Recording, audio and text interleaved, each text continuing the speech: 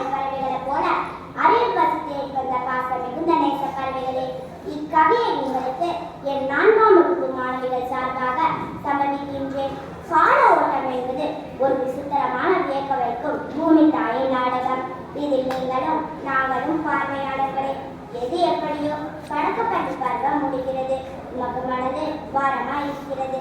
நமக்கு நாம் ஒரு கூட்டு பறவையாய் இருந்தோம். இன்னும் சில மாதங்களில் நாட்களில் திசை மாறும் பறவையாய் செல்ல போகிறோம். இருப்பினும் பிரிவினை நினைத்து கவலைகள் கொண்டாது. கால ஓட்டம் விசித்திரமானது. கைகோர்க்கும் சிறிதொரு நாளில் கவலையோடு ஏங்கி நிற்பது மட்டுமில்லை நம் இலக்கு. நாம் கண்ட கனவினை மெய்யாக்கி காட்டுவதே நம் இலக்கு. ஆழமாக நீ படித்ததை அதிக நேரம் மதிப்போடு.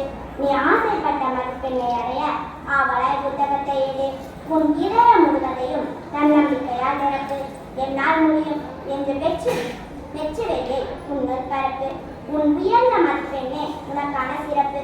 வலிமையோடு படியுங்கள், நிதானமாக எழுதுங்கள். பல வெற்றிகளை குவியுங்கள். உடல் நலத்தை பார்த்துக் கொள்ளுங்கள். கடவுள் உங்களை ஆசீர்வதிக்கட்டும்.